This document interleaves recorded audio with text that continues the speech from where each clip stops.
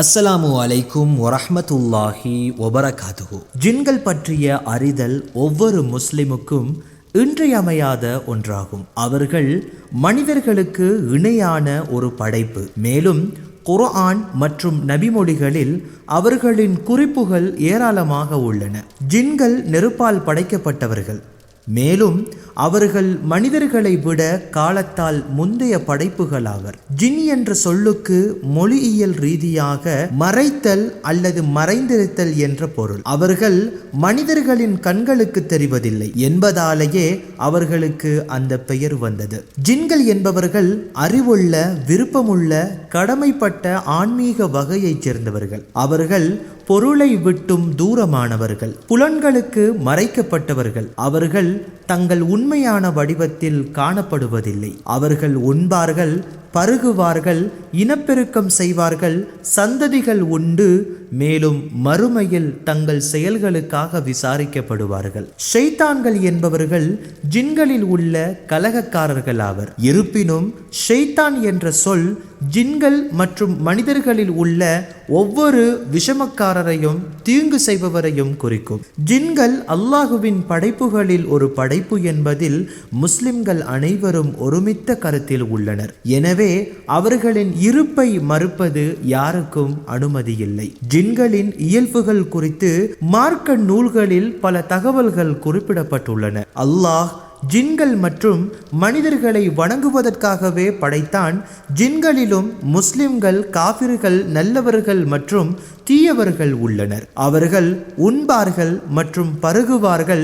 ஷைத்தான் இடது கையால் உண்பான், இடது கையால் பருகுவான் என்று கூறப்பட்டுள்ளது. அவர்களுக்கு சந்ததிகள் உண்டு என்பதை குர்ஆன் கூறுகிறது. வானத்தின் இரகசியங்களை கேட்க ஷைத்தான் முயற்சிப்பார். வானத்தின் இரகசியங்களை கேட்க ஷைத்தான்கள் முயற்சிப்பார்கள். பின்னர் அவர்கள் கேட்ட ஒரு வார்த்தையை தங்கள் உதவியாளர்களான ஜோதிடர்கள் மற்றும் சூனியக்காரர்களிடம் கலப்படம் செய்து 100க்கும் மேற்பட்ட பொய்களுடன் கூறுவார்கள். ஜின்கள் மறைவானவற்றை அறிய மாட்டார்கள். சுலைமான் நபியின் மரணம் பற்றி அவர்களுக்கு தெரியாததே இதற்கு ஆதாரமாகும். அவர்கள் மனிதர்கள், கருப்பு நாய் அல்லது வீடுகளில் இருக்கும் பாம்புகள் போன்ற பல வடிவங்களில் வர முடியும்.